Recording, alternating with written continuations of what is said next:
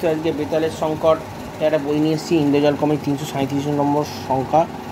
তো ইন্দ্রজাল কমিক্স তো টোটাল 836টার উপর বই বেরিয়েছে। তো যাই হোক, হাতের কাছে এটা বার পেয়ে গেলাম তো ইন্দ্রজাল কমিক্স নিয়ে। তো আমি ভালো এটারই ভিডিও বানাই, বেতালের সংকট, ঠিক আছে। এর গল্পটা অ্যাকচুয়ালি যারা পড়েছে তাদের জন্য, প্রথম বেতালের বাবা ছিলেন ক্রিস্টোফার কলম্বাসের কেবিন বয়, ঠিক আছে।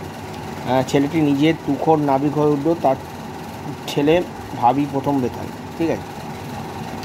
4 শতাব্দী আগে জলদস্যু আক্রমণ রক্ষা পাওয়া একমাত্র মানুষটি ডাঙ্গালা, এখানে ডাঙ্গালা করা হয়েছে, আমরা ডায়মন্ড কোর্সে বাঙ্গালা পড়েছি। বাঙ্গালার সমুদ্র ধরে আছড়ে পড়লো আর বন্ধুবৎসলে পিগমিরা তাকে বাঁচালো, সেই প্রথম বেতাল, ঠিক আছে।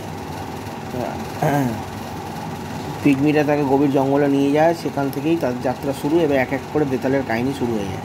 তো এটা বেতালের সংকটকে নিয়ে করা হয়েছে বইটা।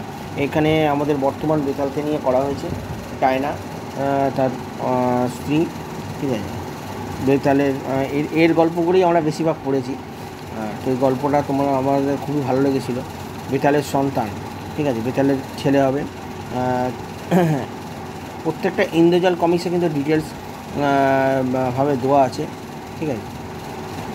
ইন্দ্রজাল কমিক্সে একদম মানে সুন্দর করে যেটুকু আসছে বাংলাতে। এই বইটার সম্বন্ধে তোমাদের কিছু মত থাকলে তোমরা জানিও। আমি আজকে একটা ভিডিও করছি অনেক দিন বাদে, ঠিক আছে। এখানে সেকেন্ড বই আছে বেতালের সংকটের দ্বিতীয় পর্বটা।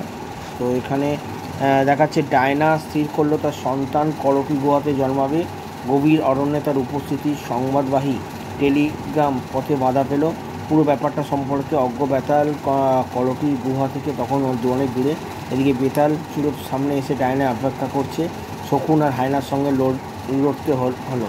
রাত এগিয়ে আসছে, অসহায় ডায়না এখন কী হবে বেতাল তখন। চলো দেখা যায়, ডায়না ওখান থেকে ফেরার পথে কোনোভাবে সেখানে বিপদে পড়ে যায়, ঠিক আছে। জঙ্গল সম্বন্ধে জানা ছিল না, তার প্রথম সন্তান জন্মার কথা ছিল এই খুলি গুহায়, তো সেটাই তার ইচ্ছে ছিল। যাই হোক, এই হচ্ছে কাহিনী। এবার ডায়নার ছেলেরও কাহিনী আছে, কিন্তু ডায়না যখন ছেলের নেক্সট ফ্যান্টম হবে সেটা কিন্তু লাস্ট ব্যাটেলে মনে দেখানো হয়েছে। তো অনুবাদ কমিক্সে পেয়ে যাবে কোনো সময়ের মতো, যদি প্রিন্ট করে আমি যদি ছাপাই তো তোমাদের দেখাবো।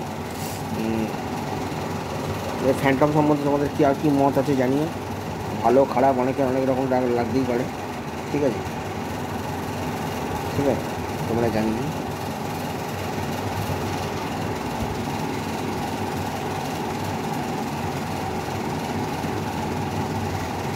তো আমার কাছে এই ফ্যান্টম বইটা খুব সুন্দর লেগেছিলো, আমি তোমার কাছে তুলে ধরলাম, ঠিক আছে। এখানে কীভাবে রক্ষা করবে ফ্যান্টমের সংকটে, তো সেইটাই আজকে তুলে তোমাদের কাছে তুলে। মজবুড়োকেও দেখানো হয়েছে, এখানে বেতালের সন্তান হচ্ছে। পূর্বপুরুষরা আপনাদের 22তম পুরুষকে দেখুন, একটি ছেলে একটি মেয়ে, আমাদের বংশ চলছে। তো যাই হোক, এখানে খুলি গুহায় ফ্যান্টম টা রয়েছে। নেক্সট যে বইটা আছে গভীর বনের ভয়ঙ্কর, এটা হচ্ছে 339 নম্বর সংখ্যা। আমি 3টে বইকে একসাথে একটু স্টেপলার দিয়ে আটকে দিয়েছিলাম, পেয়েছিলাম যেমন 3টে। গভীর বনের সঙ্গে আত্মসমর্পণ করেন অত বড়, এটা সেলুটেপ দিয়ে মারা আছে যাতে বইটা থাকে। তো ইন্দ্রজালের ড্রয়িংগুলো একটু পূর্ণ, এই ড্রয়িংটা কিন্তু তোমাদের সাইবেরির আঁকার নয়, এখানে কিন্তু কোনো কিছু উল্লেখ থাকতো না। গভীর বনের মধ্যে একটি নদী, দেখো এখানে ড্রয়িংটা সম্পূর্ণ অন্যরকম।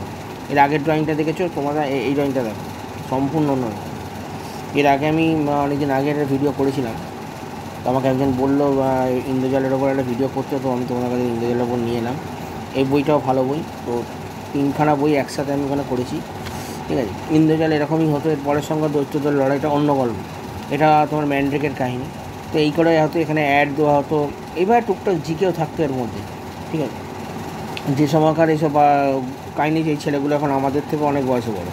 তো যাই হোক, এই হচ্ছে 3টে বইকে ছোট্ট করে তোমাদের একটার মধ্যে দেখালাম, ঠিক আছে। বেতালের সংকট এবং গভীর বনের, এটা আমি ডিটেলসে যাচ্ছি না, অলরেডি আগে দেখানো হয়ে গেছে।